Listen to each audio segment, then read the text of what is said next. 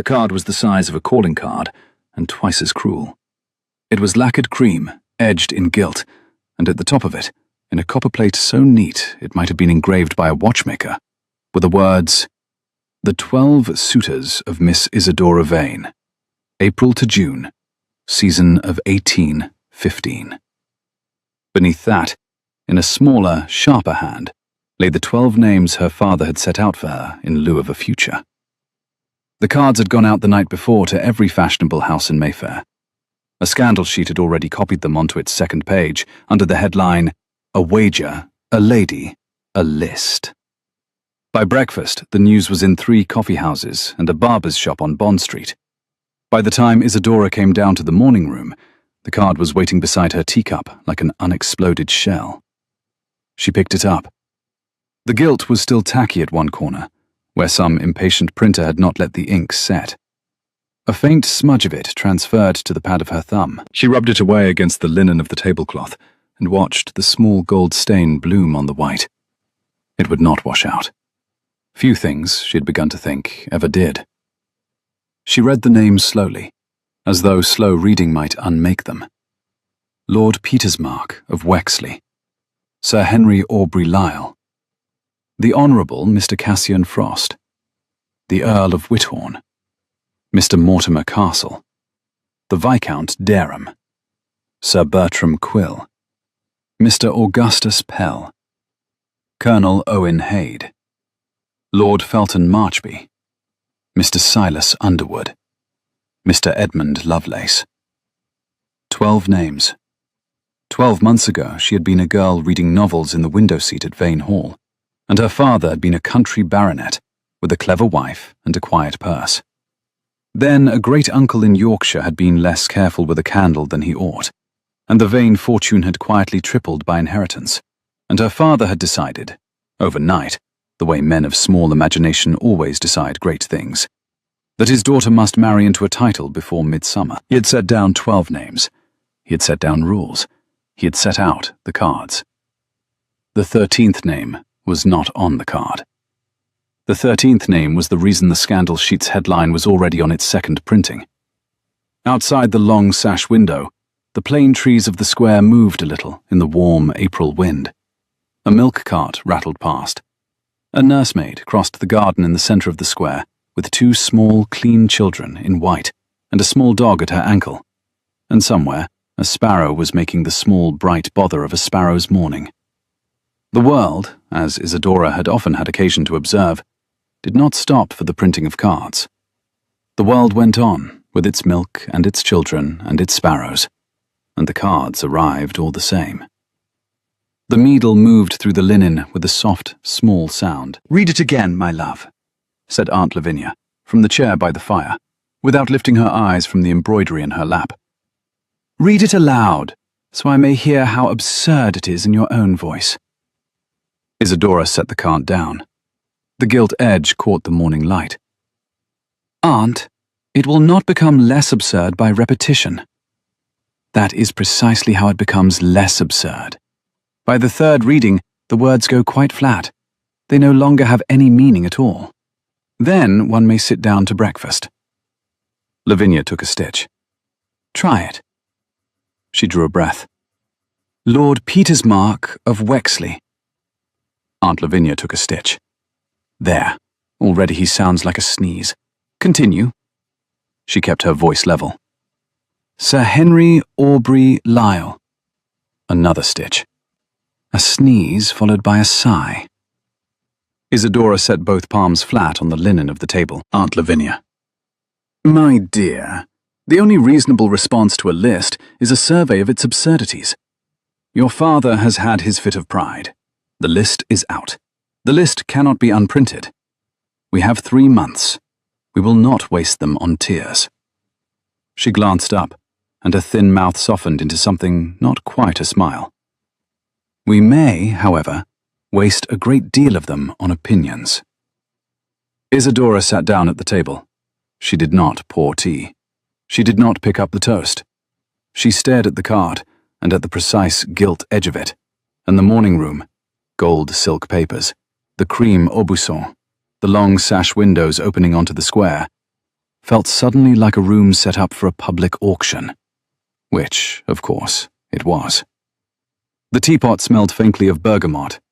A coal shifted in the grate with a soft thud.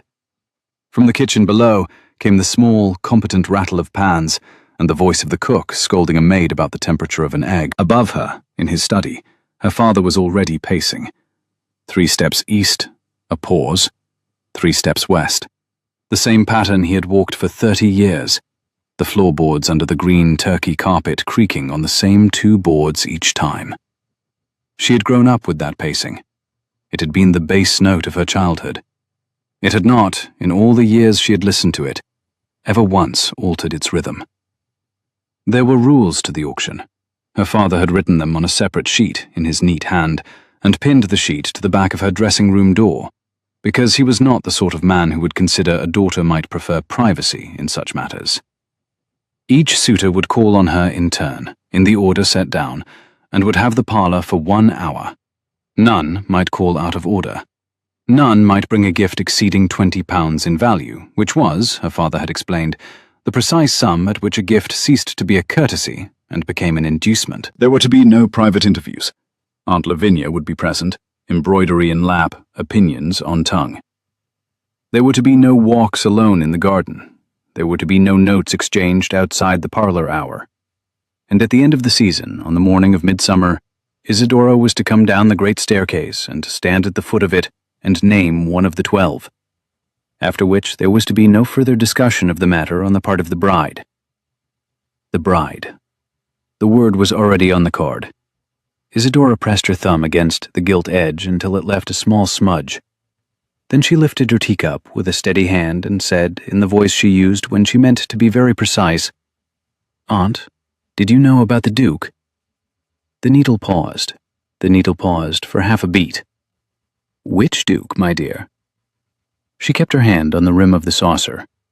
"You know perfectly well which Duke." The needle went on. 2 stitches. 3. "I knew there was a Duke." "Then you also knew he is not on the card." "I knew there was a Duke," said Aunt Lavinia again, more carefully this time, "and that he had sent your father a letter, and that your father has been the colour of a beetroot since 7 this morning. I have not had the courage to ask the details. I assumed you would supply them." Isidora opened her reticule, took out a folded sheet of paper, and laid it beside the lacquered card. It was a printed page, the 3rd edition of the same scandal sheet, the one already at the barber on Bond Street, the one that would be in every drawing-room by noon. "The 13th man," Aunt Lavinia read, aloud, without putting down her embroidery. "The most eligible bachelor in England has declined to be named upon the list. His Grace the Duke of Ashbourne has informed Sir Reginald Vane, through his secretary, that he does not propose to compete for the hand of any lady upon a printed slate, nor to bring a gift of any value within statutory limits, nor to court within the bounds of any rule devised for the convenience of fathers. He proposes, in fact, to refuse the entire business with the courtesy of a closed door. The lady will, no doubt, receive his refusal with the relief his absence affords." Lavinia paused. She set the needle down on her knee with great care. "Oh dear." "Yes." Aunt Lavinia laid the needle on the linen of the embroidery hoop. "That is, Isidora, that is very nearly an insult. It is precisely an insult. Or it is precisely the opposite of an insult. I have not decided which." Isidora set the paper down and pressed her palm flat against it. "If it is an insult, it is to my father for setting the list. If it is the opposite, it is to me for being on the list." Aunt Lavinia's voice was very quiet. "And the world will read it which way?" "The world will read it whichever way sells more copies of the next sheet." Lavinia took up the embroidery again. Her hand was steadier than the situation deserved. The fire in the grate cracked once. "And His Grace, you have met him?" "Once, last October, at the Whithorn ball. He was rude to a viscountess who deserved it, and kind to a footman who had spilled wine on the carpet, and he left before the dancing began. He looked at me twice. The first time, as though I were a problem he intended to solve later. The second time, as though he had already solved it and found the answer disagreeable. Aunt Lavinia's hand was still on the needle. Disagreeable how? She turned the teacup half a turn on the saucer. I cannot tell you. He did not speak to me. Aunt Lavinia took a careful stitch. And how would you describe him, my love, in your own words, not the sheets? Isadora thought about it. Tall, brown eyes. He wore an indigo coat that was a little too dark for the room. He had... She set down the cup. He had the manner of a man who has only one favorite chair in the world, and would rather sit in it than do almost anything else. And yet he has put himself on the front page of a scandal sheet for the sake of you. He has put himself on the front page for the sake of refusing the rules. That is not the same thing. My dear, Aunt Lavinia threaded the needle through the linen. It is not at all the same thing. But the world will not draw your distinction. She did not lift her eyes. And neither, I rather suspect, will your father. There was a noise in the corridor. The double doors of the morning room opened, with the kind of measured violence only a butler can manage, and so Reginald Vane came through them, with a printed sheet crumpled in one fist and the colour of a beetroot still high on his cheekbones. Out, he said to Aunt Lavinia, without looking at her. My dear Reginald, I have not finished my tea. His voice was very flat. Out, Lavinia. I shall take it with me.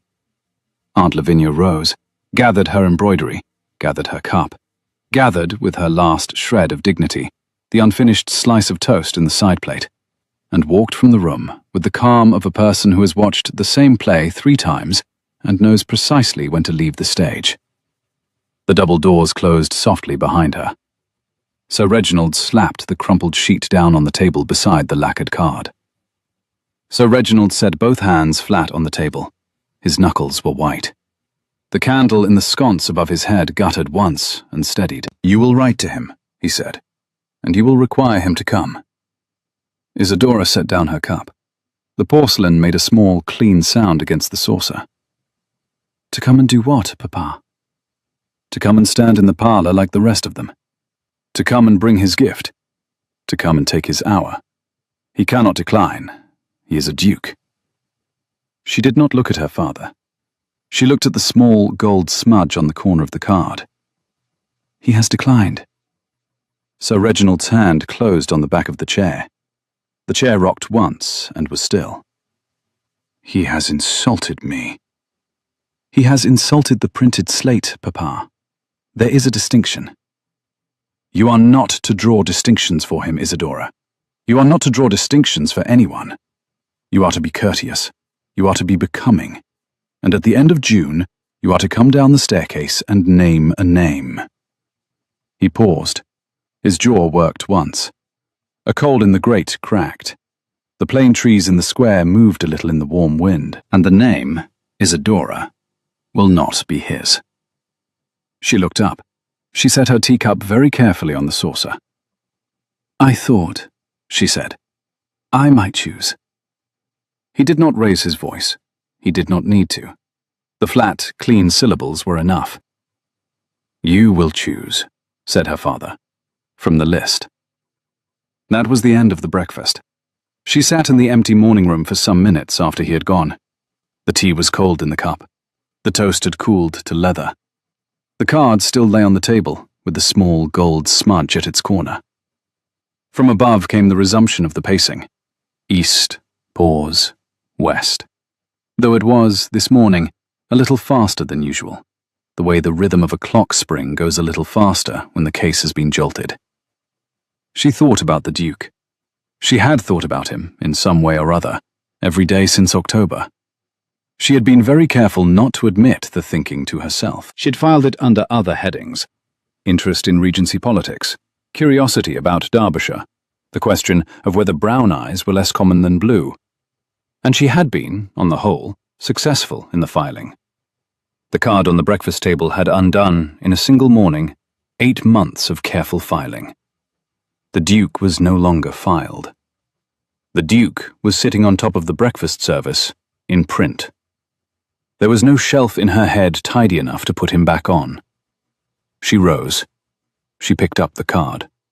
She carried it upstairs to her dressing room and laid it face down on the dressing table beside the silver-backed brush her mother had given her on her 16th birthday.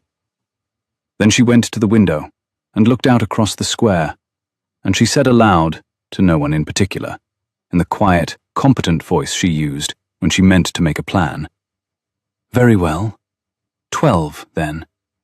And the 13th. The window did not answer. The square did not answer. A pigeon on the sill ruffled its feathers and went on about its business. Sir Henry Aubrey Lyle came on Tuesday. The parlour had been prepared since 8. A fresh fire had been laid in the grate. 2 new candles in silver sticks stood on the chimney-piece in case the morning clouded over. The small sofa had been brushed. The cushions had been plumped. A tray of biscuits, almonds, and a decanter of weak Madeira stood on the side table. Aunt Lavinia, in a soft puce silk, had taken her seat in the corner by the window, with the embroidery hoop already in her lap. Sir Henry came in with the deliberate stride of a man who had practiced his entrance in a long glass. He bowed at the door. He bowed again at 3 paces. He sat down on the small sofa with a soft creak of springs and arranged his coat-tails with the small, particular care of a man arranging the verdict of his tailor. He brought a small, enamelled snuff-box, containing no snuff, on the theory that a gentleman of fashion did not actually take snuff, but was obliged to be seen with the equipment of one. He spoke for the full hour, almost without pause, on the subject of his stables, his hounds, his cousin, who was nearly a marquis, and his own opinions about Italian opera, which he had not seen, but which he was confident he would not like if he did. Aunt Lavinia, in the corner, took 37 stitches, and did not once look up. When the hour was over, Sir Henry kissed Isadora's hand at a respectful distance, and informed her that he had enjoyed himself enormously. Isadora was not sure whether to envy him, or to send him a bill. The interview with Sir Henry concluded at the appointed time. The clock chimed. Sir Henry rose.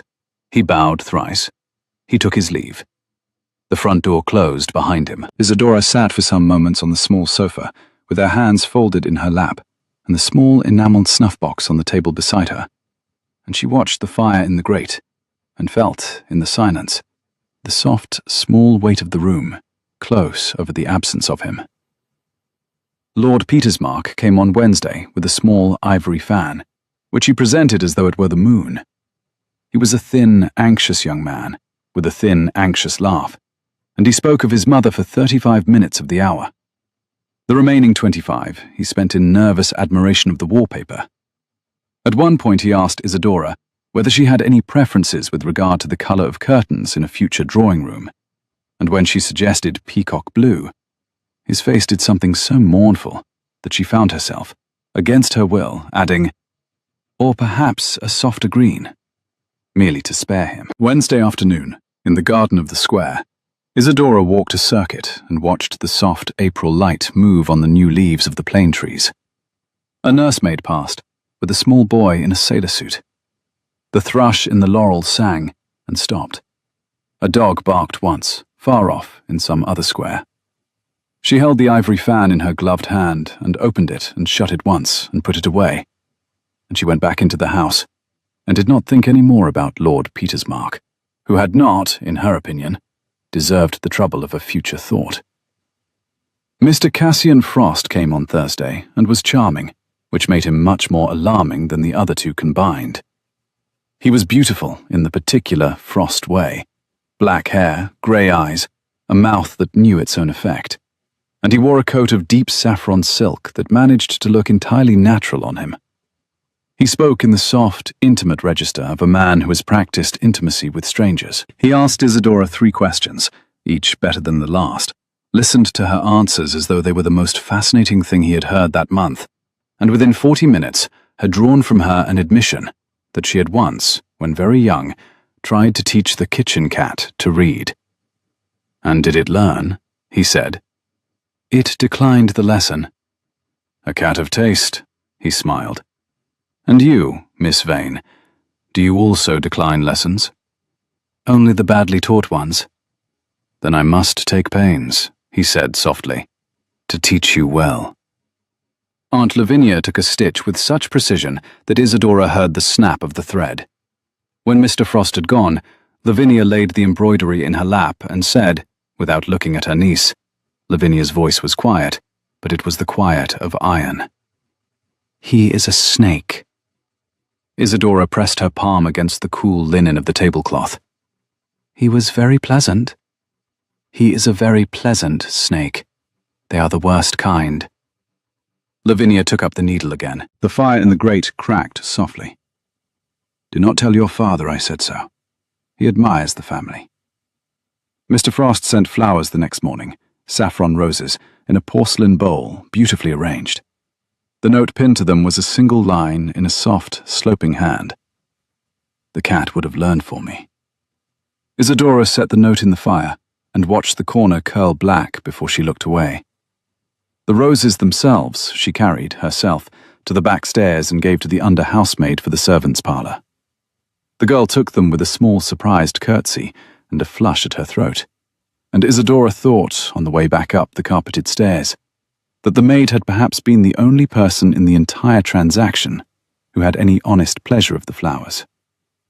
The roses had cost Mr. Frost considerable thought. They had cost Isadora some small effort of suppression. They had brightened, in the end, only the small back parlour where cook took her tea. There was, she thought, a moral somewhere in the journey of the roses, and she would, in better light, attempt to extract it. Friday morning the weather turned.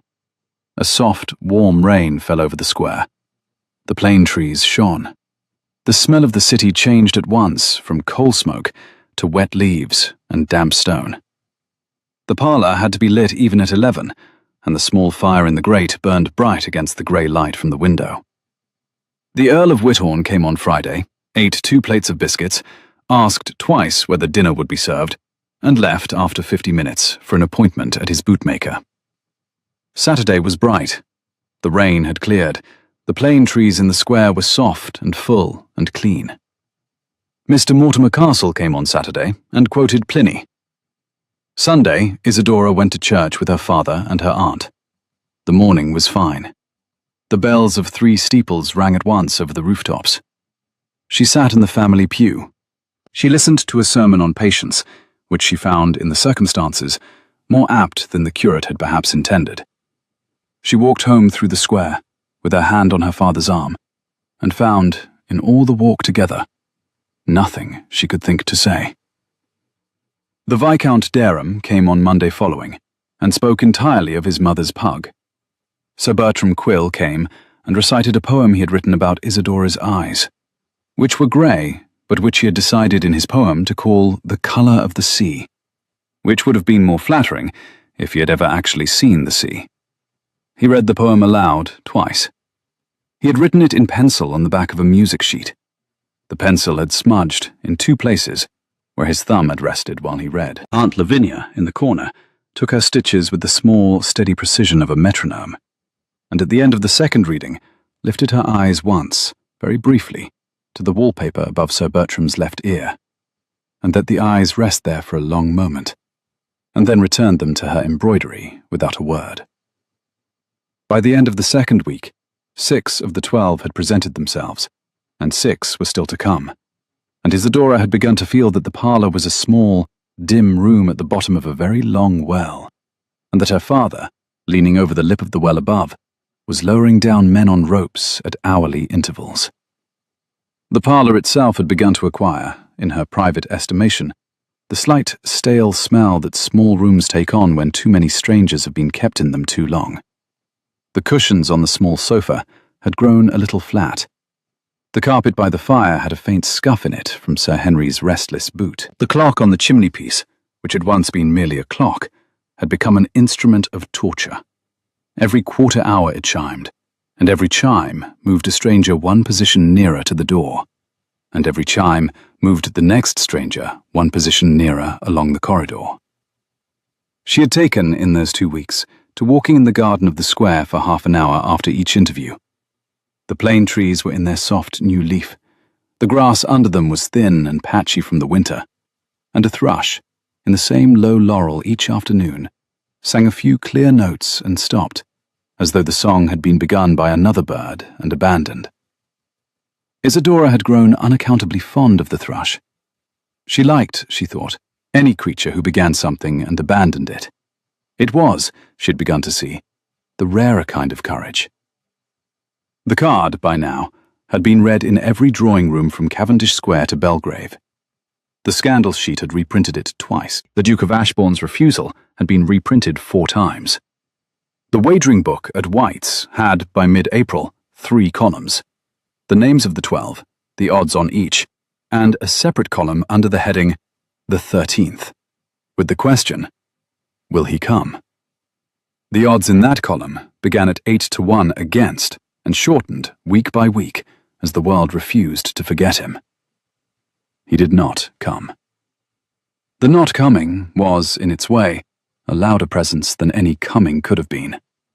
Every drawing room she entered, every dinner she sat through, every box at the opera, every long, polite carriage ride to Hyde Park at the fashionable hour, every event was full of the place where he was not. The chair he might have taken stood empty in 3 drawing rooms a week. The hand he did not write was the hand the Morning Post in the silver salver did not contain. The door he did not enter was the door the butler did not announce. He sent no letter. He did not appear at the Castlereagh ball, where everyone, including Isadora's slowest aunt, was certain he would appear. He did not stand at the back of the opera at Covent Garden, where every woman in the house turned twice during the second act to be sure. He was not seen in the park at the fashionable hour, nor in any of the clubs at any hour, nor at any of the suppers to which any of the 12 had also been invited. He had taken himself out of the world for the duration of the list, as if to make clear that his refusal was not a tactic. Aunt Lavinia, by the 3rd week, had begun to say that this was even more interesting than if he had come. "He is letting the rules ruin themselves," she said one evening, by the fire, while Isadora stared at the embroidery without seeing it. "That is a remarkable economy of effort. Most men would have to push. He is being rude. He is being absent, which is a different vice. It is the same vice, dressed better. My dear, that is the only kind of vice that ever ends up in a duchy." Lavinia took a stitch. "I do not say I approve. I do say I am paying attention." The 4th week of the list arrived on a Monday of soft rain. The plane trees in the square were heavy with new green. The cobbles on the avenue shone wet. The smell of the city changed, as it does in late spring, from coal smoke to damp leaves and warm bread. And Isadora, dressing herself before the long glass in her bedroom, paused, with the pearl half fastened at her throat, and noticed, as if at a great distance, that the face in the glass had grown a little thinner in 3 weeks. The grey eyes were the same. The mouth was a little quieter than it had been in March. The hands that fastened the pearl were as steady as they had ever been. But there was a small, grave look about the face that she did not entirely recognize, and that, she suspected, no one but herself would have noticed. It was in the 4th week that Isadora met him. She had gone, on a Tuesday morning, to the lending library on Cavendish Square. It was the one form of escape her father had not yet thought to forbid, partly because he had not yet considered that his daughter might want one. The morning was warm, the cobbles of the square shone. The brass plate on the library door had been freshly polished and caught the sun like a small, bright disk. The lilac in the area railings of the house next door was in full flower, and the smell of it came soft on the air. She had asked Bartlett, the coachman, to put her down at the corner and wait at the end of the street, and she had walked the last 2 doors herself, with her bonnet pulled forward, and her face turned away from the window of the milliner's. The library at that hour was almost empty. A clerk was dusting. A grey gentleman was asleep over a volume of sermons. The morning sun fell in long, pale rectangles across the carpet between the shelves. She had gone to the back, to the fiction, where the better novels lived. She had taken down a slim volume of poems and was reading the page of contents, when a voice behind her, quiet and almost amused, said, "Miss Vane." She turned. She did not drop the book. That, afterwards, she counted as a small and necessary victory. The Duke of Ashbourne stood 3 paces away. in an indigo greatcoat that was a little too dark for the morning, with his hat in one hand and a book in the other. He was, as she remembered, tall, too tall in the close confines of the shelves, so that he had stooped a little to look at her without seeming to loom. His brown eyes were quite still. He held his hat at his side. "Your Grace?" He inclined his head a fraction. He did not move closer. "Forgive me. I had not expected to find you here."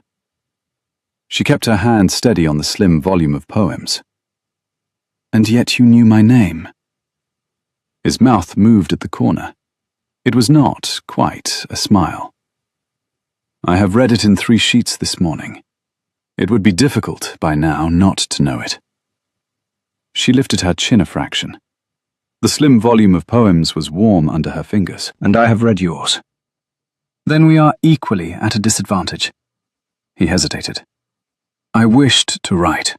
My secretary told me I should not. I told my secretary that he could not always be correct. He was correct that morning." "You will not write to me?" "I will not write to you while your father has a list. To write would be to enter the list. I have promised, in a printed sheet, not to enter the list. I keep small promises better than large ones." He glanced at the book in her hands. "What are you reading?" She turned the slim volume over in her hand. The cloth of the cover was soft, and a little frayed at one corner. "I have not yet decided. It is poems." His head inclined a fraction. "Whose?" She felt the small, steady tap of her own pulse at the inside of her wrist where her glove ended. "It does not signify. I came in chiefly to be elsewhere." His mouth moved at the corner. "Then I have spoiled it." She held his gaze. "You have made it interesting. That is different." He looked at her then for what felt to her like the first time, though it was, by the strict accounting of the morning, the third. His face was not the face of the scandal sheet.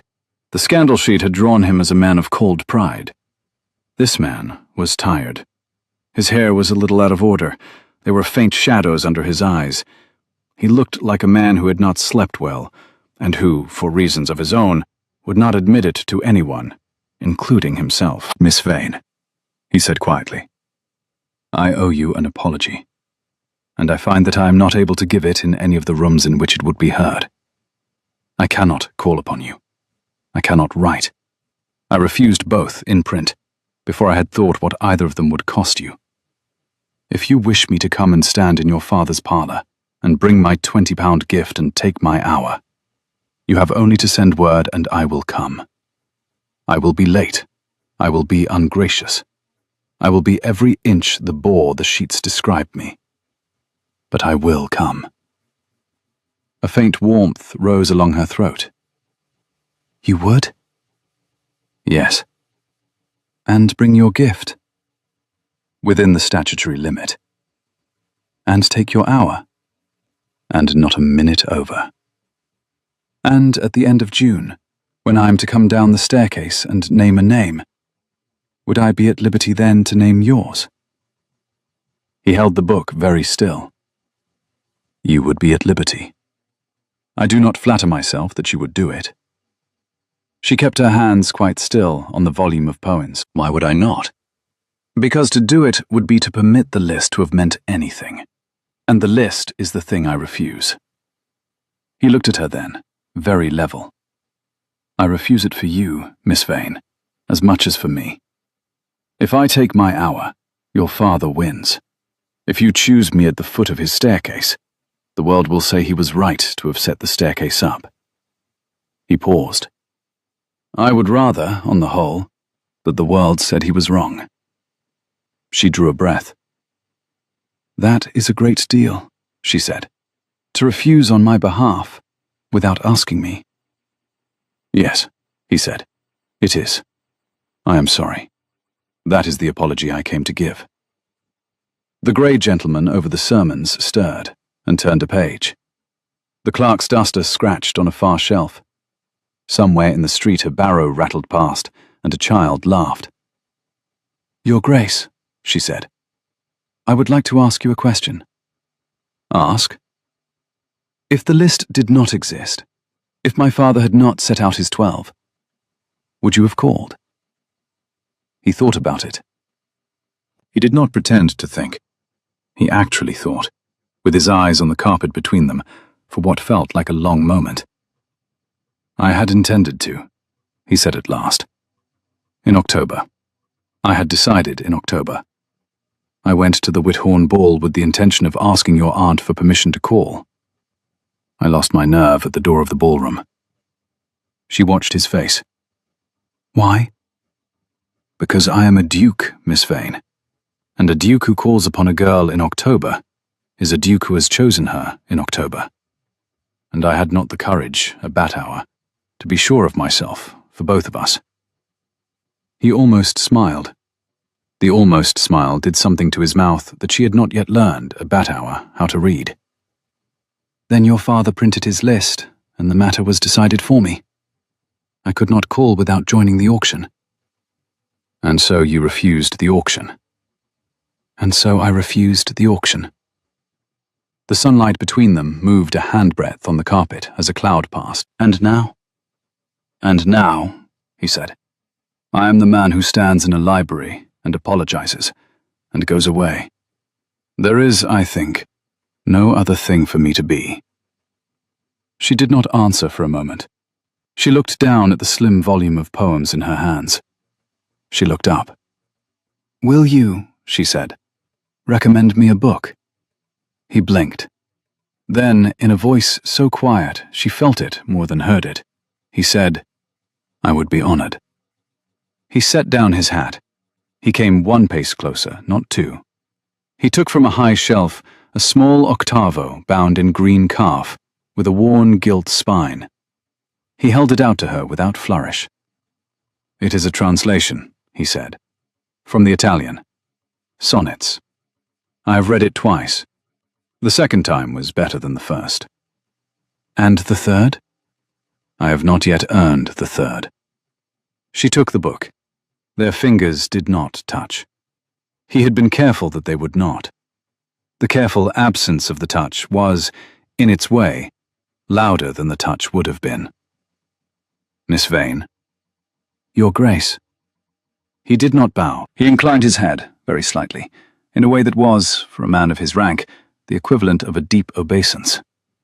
He picked up his hat. He walked the length of the carpet between the shelves and out into the morning, and the door of the library closed behind him, with the small, deliberate sound of a man who closes a door because he has the discipline not to slam it. Isadora stood for some moments in the soft sunlight between the shelves, with a slim volume of poems in one hand and a small octavo bound in green calf in the other, and the silence of the room around her like a held breath. Then she went to the desk and said, in her ordinary voice, I should like to borrow this one, please.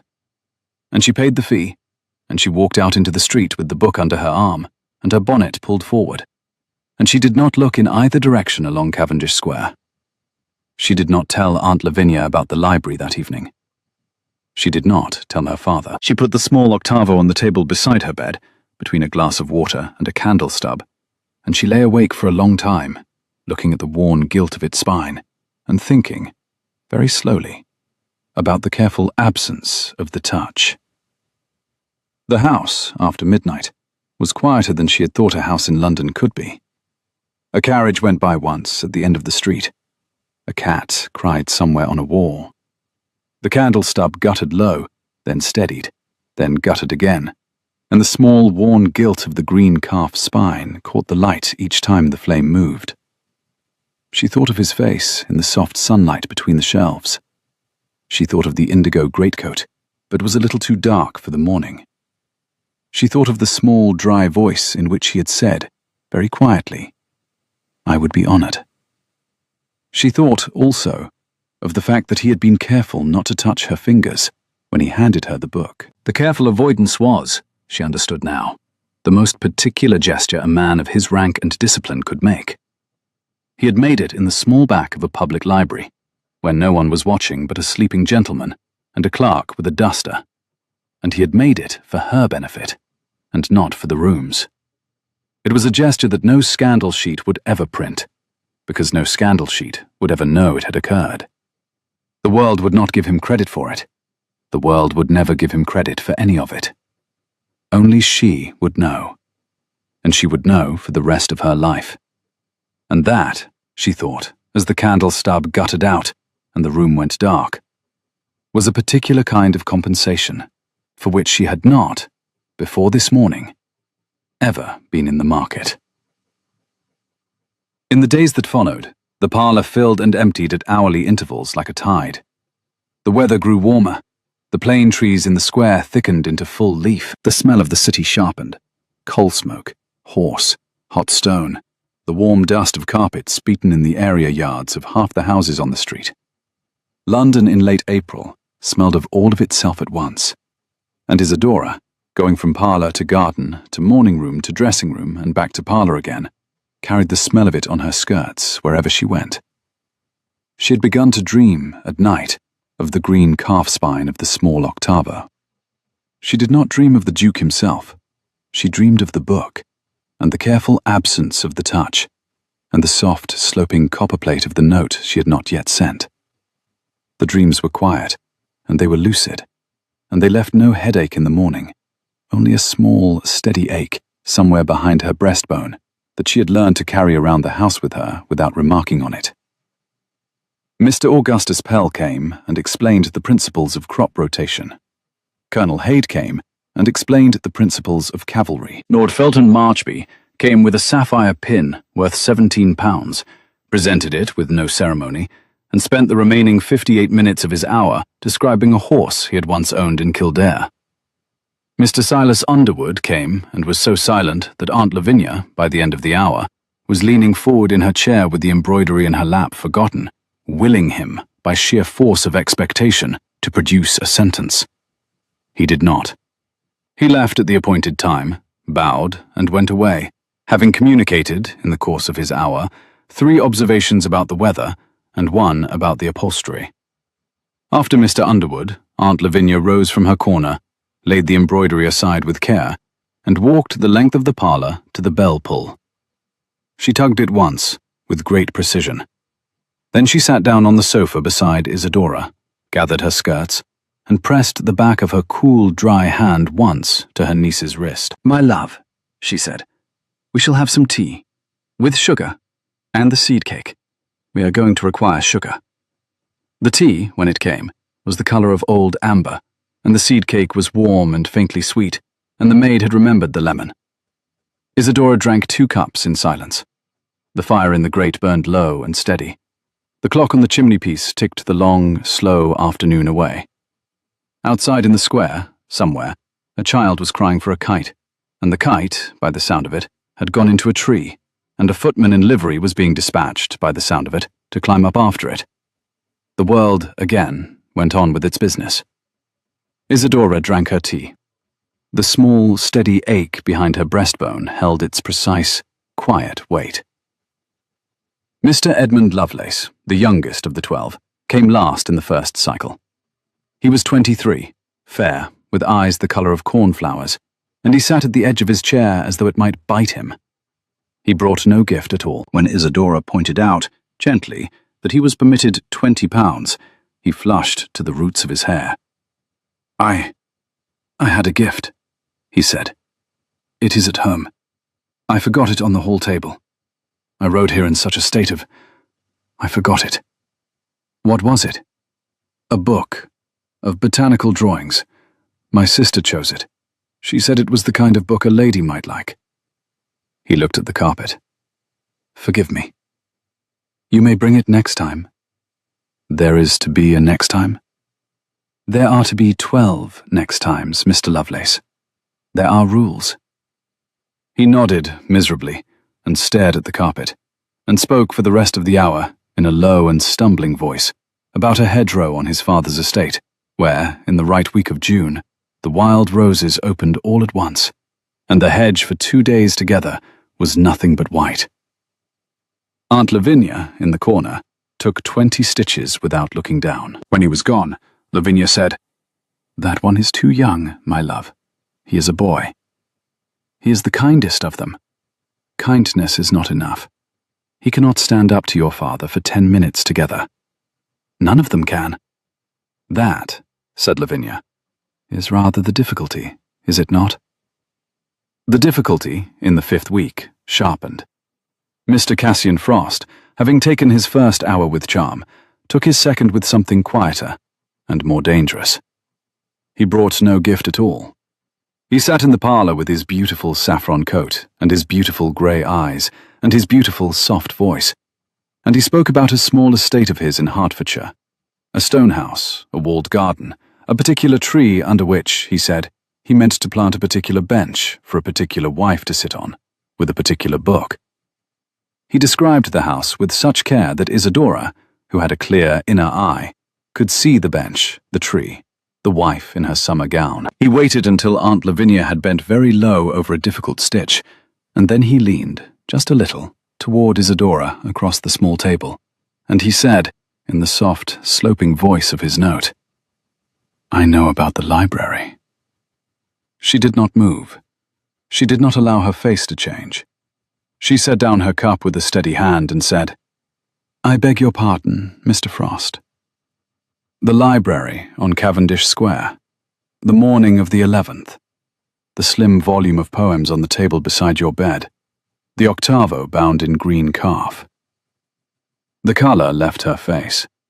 It came back at once, in a hot, bright rush across her cheekbones and along her throat. "I do not know what you are talking about."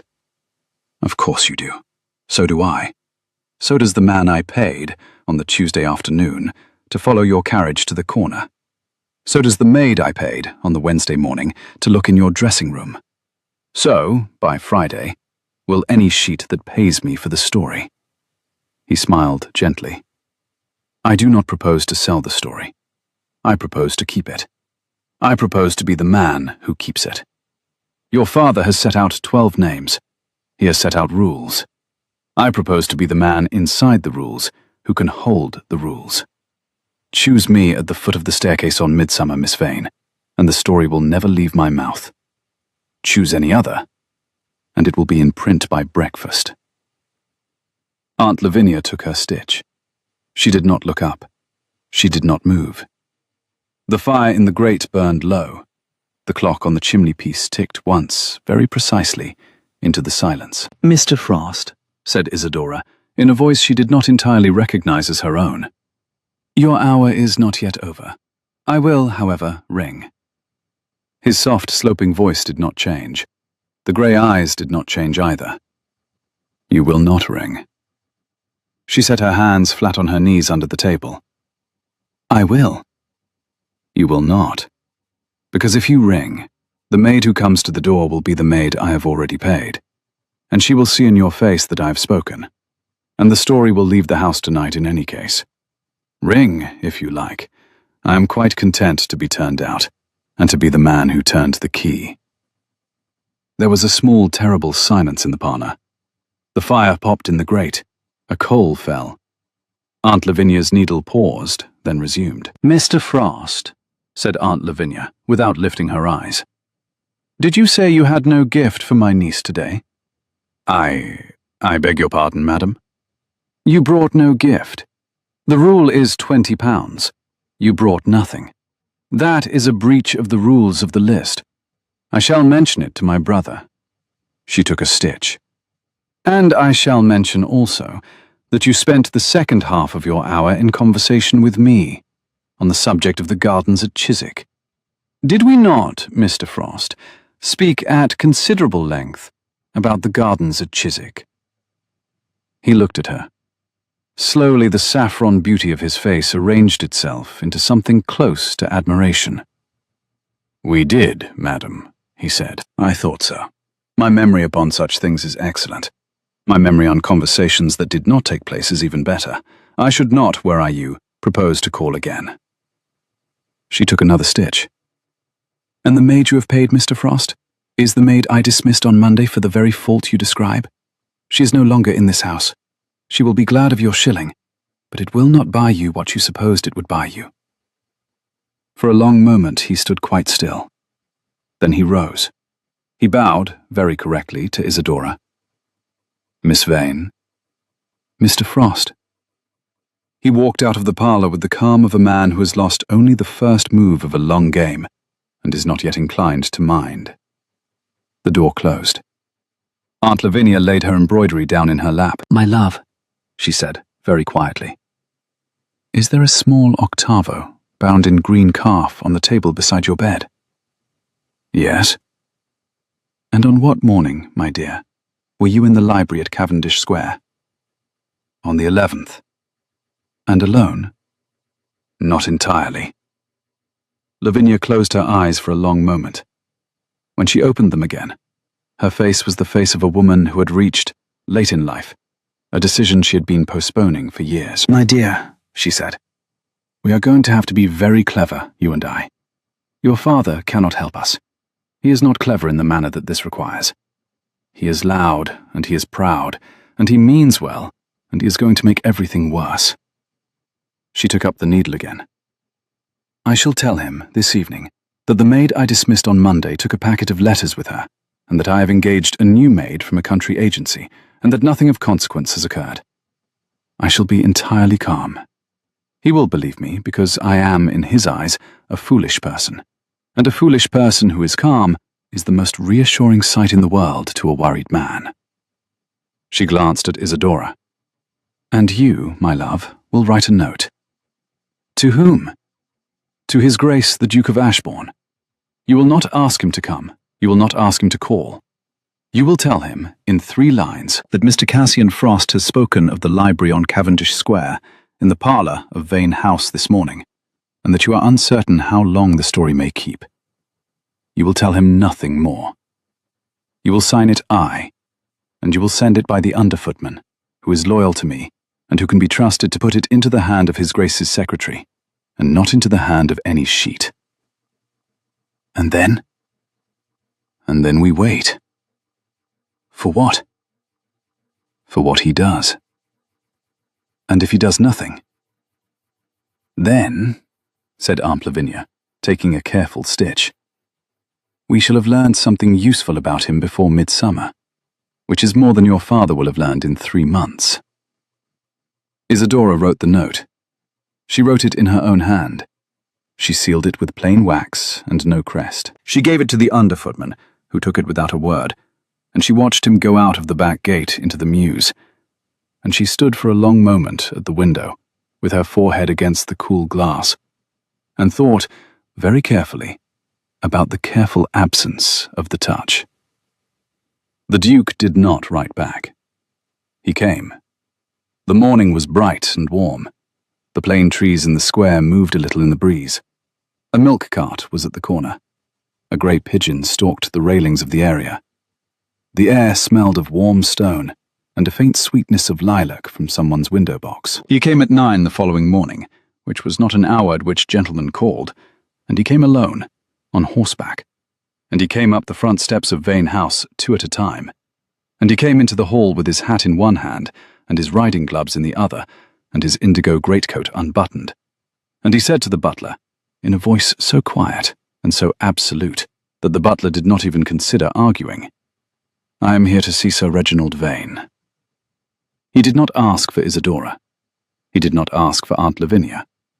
He walked, without waiting to be announced, across the hall and up the great staircase to the door of Sir Reginald's study, and he knocked once, and he went in, and he closed the door behind him. Isadora and Aunt Lavinia were in the morning room. They heard the knock. They heard the door close. The morning room felt suddenly very small. The fire in the grate burned low.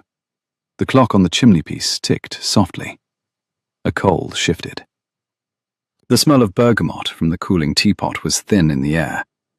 Aunt Lavinia's needle moved through the linen with the small, steady precision of a metronome, and Isadora, sitting opposite her, found that she had pressed her palms flat against the velvet of the sofa arm without remembering when she had done it. They heard, after a long silence, the rise and fall of 2 voices through the wall. The words themselves never reached them. They heard, at one point, Sir Reginald's voice rise into something close to a shout, and they heard, in response, a single, short, quiet sentence from the Duke that did the work of a closing door. After 30 minutes, the study door opened. The Duke walked down the great staircase. He did not look into the morning room. He did not look at anything but the front door. The butler opened it. He went out into the street, and the butler closed the door behind him, and the hall returned to silence. A few moments later, Sir Reginald himself came to the morning room. His colour was very high. His mouth was a thin line. He stood in the doorway and looked at Isadora and at Aunt Lavinia, and he said, in a voice that was almost steady, "There will be no further interview with Mr. Frost." Isadora rose half from her chair. "Papa?" "Mr. Cassian Frost is removed from the list. He has, I am informed, accepted a diplomatic posting in Lisbon. He sails on Friday." Sir Reginald paused. He looked, for the first time in many weeks, like a man who was not entirely sure of his own footing in the world. "His Grace the Duke of Ashbourne has been pleased to point out to me that the gentleman concerned was an unsuitable candidate for the hand of my daughter. His Grace has been very persuasive." She kept her voice steady. "What did he say, Papa?" "He said," said Sir Reginald slowly, "that he would lay before me this afternoon, in a private interview with my solicitor, a packet of papers concerning Mr. Frost's conduct in Brighton in the summer of '13, which would, if read, oblige me to remove the gentleman from any list of any kind for the remainder of my life. He said that he had no intention of laying the papers before any sheet, nor before any club, nor before any other person living. He said he had brought them because he had no other lever to hand, and he would rather use a clean lever than a dirty one. He said that having used the lever, he would consider his obligation in the matter discharged." Sir Reginald looked at the carpet. "And he said, Isadora, that he understood he was not entitled to interfere in the affair of my list, and that he begged my pardon for doing so, and that it would not be repeated." "Papa." Sir Reginald's voice was a little hoarse. "He said one other thing." She watched his face. "Yes, Papa?" Sir Reginald looked at his hands. He said he had not enjoyed the conversation. Sir Reginald sat down in the chair by the fire. His hands rested on his knees. He looked, in the soft morning light, like a smaller man than the one who had set out the list. "I do not know," he said, after a long moment, "what to do with a duke who refuses my list, and then defends my list. The two things do not. They do not." He shook his head. "I do not understand him, Isadora." "No, Papa."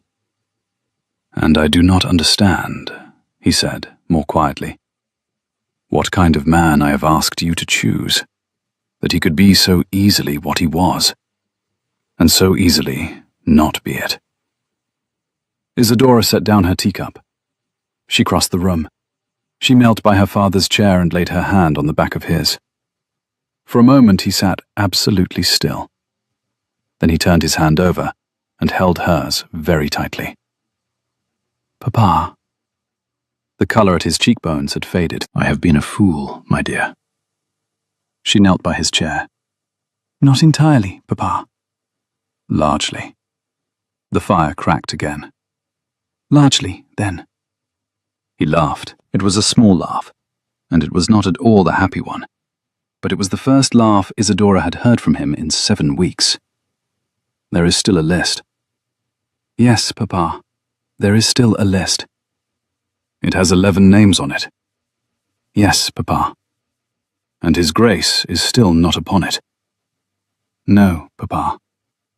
"Then on the morning of midsummer," said Sir Reginald, with a kind of slow incredulity at his own words, "you will still be obliged to choose from the list. You will still be obliged to come down the staircase. The world will still be watching. The sheets will still be printing. It is too late, Isadora. It is too late for me to undo what I have done. The list is out." "I know, Papa." "And if you choose one of the 11 you do not care for, you will not forgive me." "No, Papa." "And if you do not choose at all," he said, very quietly, The world will say I have failed at the only matter to which I set my hand. And he closed his eyes. I have not the strength for that, my dear. I am not so brave as you suppose. She knelt by his chair a long moment. Aunt Lavinia, in the corner, had taken up the embroidery again, with the small and almost invisible movement of a person who wishes very much not to be present, and is also unwilling to leave. Papa, said Isadora at last, let me think about it. There is not time to think about it. Midsummer is in 18 days. Then I shall think quickly. He laughed again, and this time it was a more honest laugh, and he raised her hand and laid the back of it briefly against his cheek, and he said, You were always the better Vane, my love. I should have known it from the cradle. I do not know why I did not. After he had gone, Aunt Lavinia, without looking up from the embroidery, said, My dear, Aunt, you are going to have to do something rather frightening. Yes, Aunt. And the something is not what your father supposes. No, Aunt. And it is not, I think, what His Grace supposes either. No, Aunt, not entirely. Then I suggest, said Aunt Lavinia, taking a careful stitch, that we send for the underfootman, and the underfootman, this time, will take a longer note. That afternoon, Isadora wrote the longer note. She did not show it to Aunt Lavinia. She sealed it with plain wax and no crest. She sent it by the underfootman. No word came that afternoon. She wrote a list of household matters and could not concentrate on them. She walked twice round the garden of the square and noticed neither the thrush nor the lilac. She sat at the pianoforte in the long drawing room for an hour and played the same 8 bars of a Mozart andante over and over until the under-housemaid came in to lay the fire and gave her a look of such kind and tactful pity that Isadora rose at once and closed the lid of the instrument. No word came that evening. Dinner was a silent affair.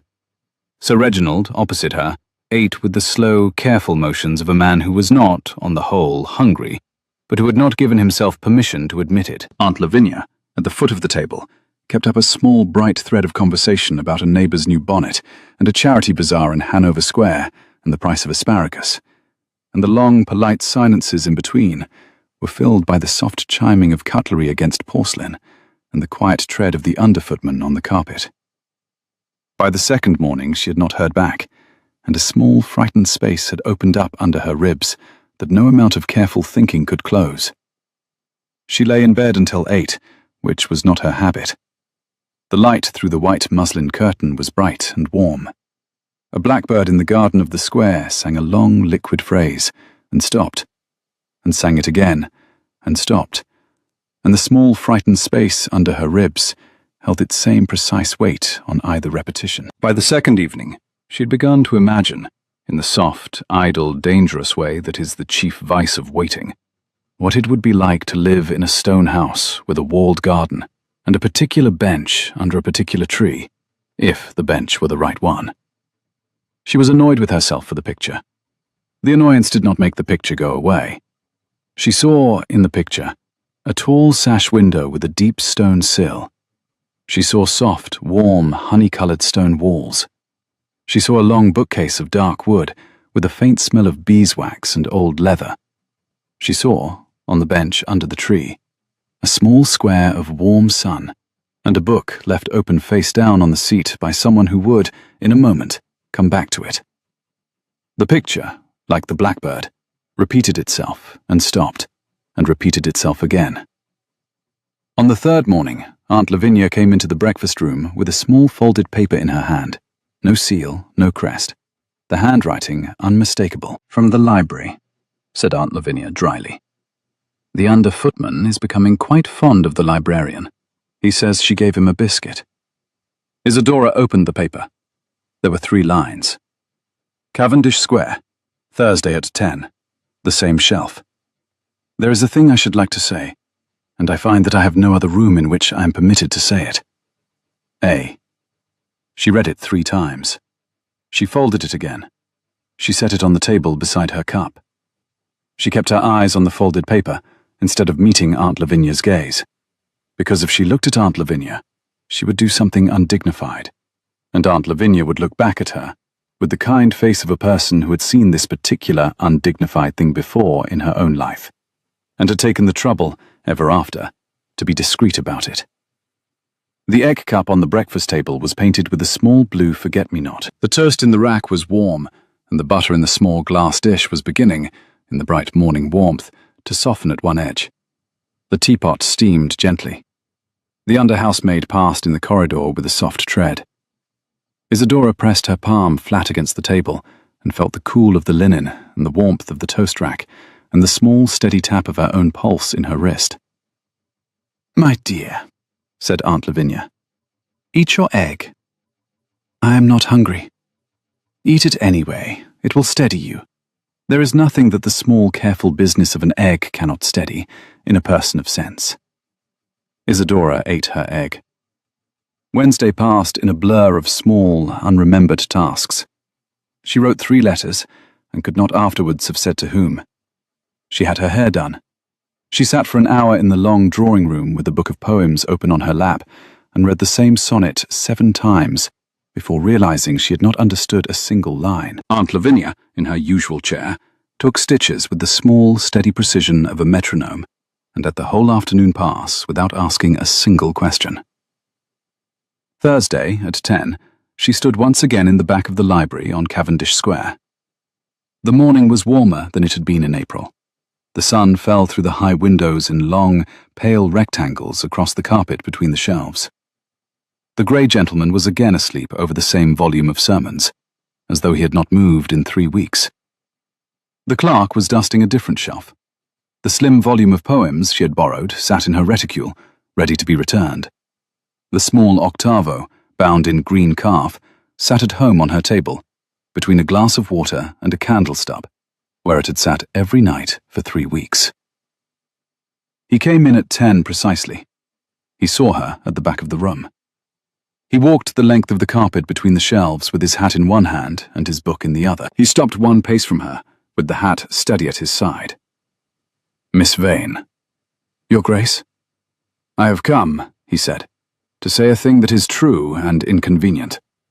I find that I would prefer to say it badly than not at all, because if I do not say it, I shall spend a great many years wishing I had, and I would rather spend the years in some other occupation." "Yes?" He looked at the carpet for a moment. He looked up. His brown eyes were quite still. "I love you, Miss Vane," he said. "I have loved you, I think, since October, when I lost my nerve at the door of the Whithorn ball. I do not know yet whether you have any feeling for me, but I do not propose to leave the question to a printed list at the foot of a staircase on midsummer morning." He drew a breath. The pulse at his throat moved once, very visibly, above the white linen of his cravat. "I shall not call upon you in your father's parlour. I shall not bring a gift within statutory limits. I shall not take an hour by the clock. I shall ask, instead, whether you will come away with me on the morning of midsummer, before you are obliged to come down the staircase, and marry me, by special license, at St. James's at 9:30, with your aunt for witness if she will come, and a curate for officiant, and the world afterwards may write what it likes." His voice was very level. His brown eyes were very steady. The hand that held the small book trembled once, and then was still. "I have a stone house in Derbyshire, and a small library in it that wants a reader. I have an aunt of my own who is quite as alarming as yours, and who, I believe, will love you on sight. I have, I am told, a tolerable horse, and a tolerable temper, and a face which, I am informed, is not unpleasant in candlelight. I have nothing else to recommend me but the wish, and the wish, I am afraid, is very strong." For a long moment she was silent. "Your Grace." "Adrian. Adrian." The word felt small in her mouth, and absolutely right. The grey eyes met the brown. "I have a question." "Ask." "If I do not come away with you on the morning of midsummer, if I come down the staircase as my father wishes, and choose one of the 11, or choose none of them.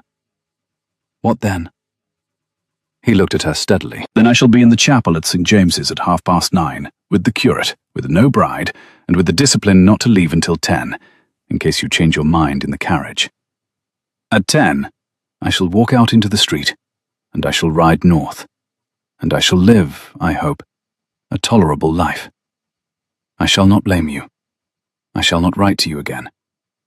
I shall be very careful, as long as you live, to give you no more trouble than I have already given you. He paused. I do not propose this as a trap.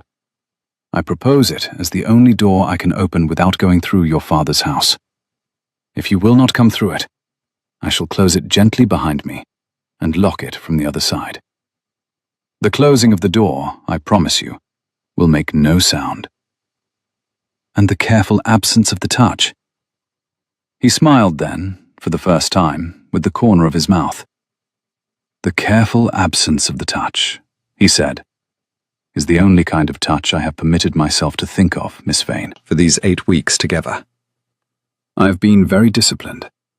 I have, I am informed by my secretary, become extremely difficult to live with.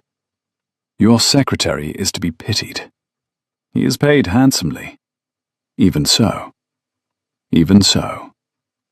He looked at her. Will you come? She thought about it. She did not pretend to think. She actually thought, with her eyes on the carpet between them, for what felt to her like a long moment. The grey gentleman over the sermons stirred and turned a page. The clerk's duster scratched on a far shelf. Somewhere in the street a barrow rattled past, and a child laughed, and the same morning came in through the same high windows, and fell in the same pale rectangles on the carpet, between the shelves where it had fallen 3 weeks before. Adrian, she said. Yet. On the morning of midsummer, at 9:30, I shall be at St. James's. He closed his eyes. He opened them again. He let, this time, the discipline of not smiling go, and the smile, when it came, was the smile of a man who has been holding his breath for 8 weeks, and has at last been told he may set it down. Miss Vane. Isadora. Isadora. He repeated it once, softly, as though tasting the word. I have nothing in this room that is worthy of the moment, and I will not steal a kiss in a public library, because it would be the kind of theft for which I have lectured other men. I shall, however, with your permission. He held out his hand, palm up. Shake your hand, like a tradesman closing a bargain. It is the most romantic gesture I can manage in the available shelves. She put her hand in his. His fingers closed around hers, very warm, very steady. He did not press. He did not hold a moment longer than the gesture required. He let her go. It was, by any honest measure, the most particular handshake of her life. Thursday, he said. Thursday. He walked the length of the carpet between the shelves and out into the morning, and the door of the library closed behind him with the small, deliberate sound of a man who closes a door because he has the discipline not to slam it. She stood for a moment in the soft sunlight between the shelves. She returned the slim volume of poems to the desk. She paid no fee, because there was none to pay. She walked out into Cavendish Square with her bonnet pulled forward and her face turned away from no one in particular, and she did not look in either direction along the street. She had 11 days. The next morning she woke at 6, before the maid, and lay in bed looking at the ceiling with her hands folded on top of the coverlet. The light through the muslin was pale and grey. A pigeon on the sill ruffled its feathers. The smell of fresh bread came up from the kitchen, faint and warm. Somewhere in the house a clock began to chime the hour, and another, half a beat behind it, took up the chime, and the two clocks together made a small, uneven music that ran through the floorboards of the bedroom, and faded. 11 days. The phrase repeated itself in her head with the cool, small ticking of the clock. 11 days, 11 days, 11 days. She lay quite still. She counted the days on her fingers. She let her hands fall again to the coverlet. The pigeon on the sill made a small, soft sound in its throat, and was silent. In those 11 days, 6 of the remaining 11 suitors came and went. They brought their gifts within the statutory limit. They took their hours by the clock. They spoke of horses, of mothers, of crop rotation, of cavalry, of pugs, and of the sea, which only one of them had seen. Aunt Lavinia, in the corner, took several hundred stitches. Sir Reginald, in his study, did not once ask whether his daughter had decided. Isadora, in the parlour, was kind to the 11, because the 11 had not asked to be on a list, and it was not their fault that they were not the man she was, by her own quiet appointment, going to marry on the morning of midsummer. Mr. Edmund Lovelace, the youngest, came twice more. The second time, he brought the book of botanical drawings. The third time, when his hour was nearly over, he set the book down on the small table and stared at the carpet, and said, with a kind of brave shaking of his shoulders, "Miss Vane, you are not going to choose me on midsummer morning, are you?" "No, Mr. Lovelace." "No, I did not think so. I was not, in any case, in love with you. There is a girl in Kent. My father will not permit it. She has no fortune. I was sent to London. I was put upon the list. I have been trying very hard not to disgrace either of us." He looked at the carpet. "Forgive me. That was not. Mr. Lovelace, that was the most honest hour I have spent in this parlour in 8 weeks." He looked up. His cornflower eyes were wet. "Forgive me," he said again. "There is nothing to forgive. Take the book home. Give it to the girl in Kent. Tell her, in a year, when your father is calmer, to write to me, if she wishes a friend in town. I should like to have one." He went away with the book under his arm, and his shoulders rather straighter than they had been when he came in. Isadora watched him go. The door closed softly. She heard, in the hall, the small, light scrape of his hat against the table, the soft tread of the underfootman on the carpet, the brief, polite murmur of a wish for safe travel, the front door opening and closing, and the faint, receding clop of a horse on the cobbles of the square. Aunt Lavinia, in the corner, took her stitch. That was kindly done. He was kind. He was the only kind one. Not the only one, my love. No, said Isadora after a moment. Not the only one. The 11 days passed, in their fashion, the way all difficult days pass. Too slowly in the morning, too quickly in the afternoon, and at the wrong speed altogether in the small hours of the night. Isadora ate. She slept, a little. She dressed. She undressed. She walked in the garden of the square and noted, with a small private pleasure, that the thrush in the laurel had at last completed its phrase one afternoon, all the way through to the last clear note, and had then, evidently satisfied, stopped. 2 evenings before midsummer, Aunt Lavinia came into Isadora's bedroom and sat down on the edge of the bed with the careful slowness of a person who has, at last, made up her mind to a difficult sentence. "My dear, Aunt, I have not asked you what is in the longer note you sent. I shall not ask now. I have, however, ordered the carriage for Thursday at 9:15. The under-footman has been told there is a small errand of mine at St. James's that morning that cannot, for reasons I shall not give him, wait. He has been told to drive me there and to ask no questions and to be paid double. He has been told that you may, perhaps, also have an errand at St. James's, and that if you should happen to require a carriage, this one will be available." She looked at her embroidery. For the first time in the 8 weeks of the list, she had no embroidery in her hands. Her hands rested in her lap. They were thin, and they were veined, and they were not entirely steady. "Your father, my love, will not forgive me for this. He will forgive you. He always forgives you. He will not forgive me. Aunt, I am old. I have been forgiven for less by smaller people. I shall manage." Lavinia looked up. Her eyes were dry, but they were not at all calm. "I should like to tell you, before Thursday, a thing I have never told you." Yes, Art? There was a man, when I was your age. A second son. He had no fortune.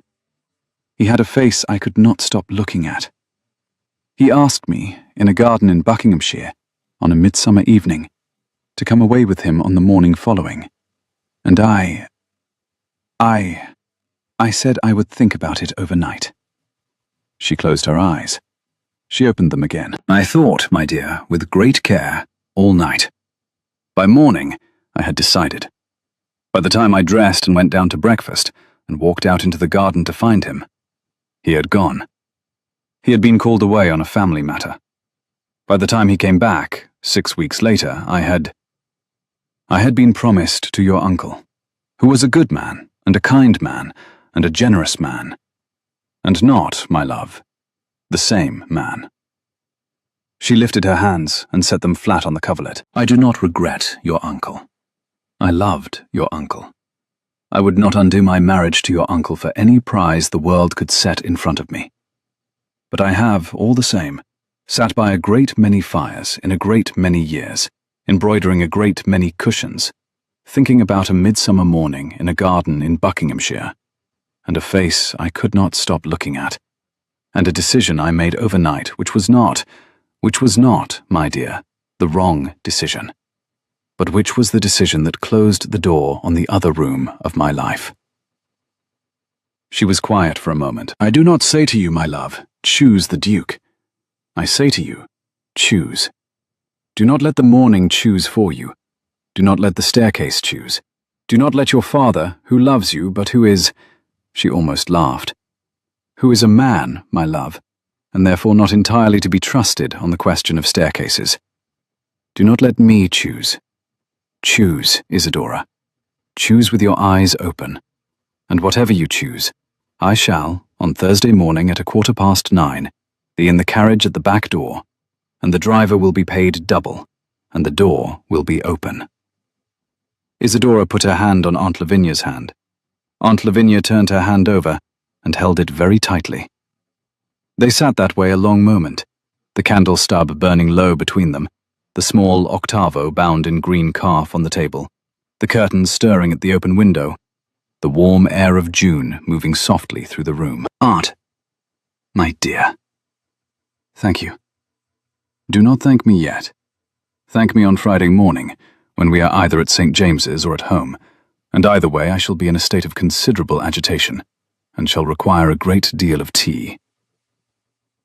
The day before midsummer was very long. The sun rose at 3:30.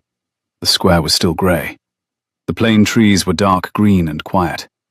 A milkmaid went past with her cans at 4:30, and a single early sparrow began the small, bright bother of its morning at 5. And the sky, over the chimneys of the houses opposite, turned, slowly, from grey through soft pearl to the bright, thin, warm, pale blue of a midsummer dawn in London. Isadora did not go down to breakfast. She did not dress. She sat in her nightgown on the window seat of her bedroom, with her knees drawn up and her cheek against the cool glass, and watched the square come awake. Cook brought up a tray at 8. The tea grew cold in the cup. The toast cooled to leather. A maid came in at 9 and took the tray away with a small, worried curtsy. By 11, Isadora had still not moved from the window. By noon, Aunt Lavinia came in and sat down on the bed and pressed the back of her cool, dry hand once to her niece's cheek. Isadora rose. She dressed. She walked in the garden of the square for an hour.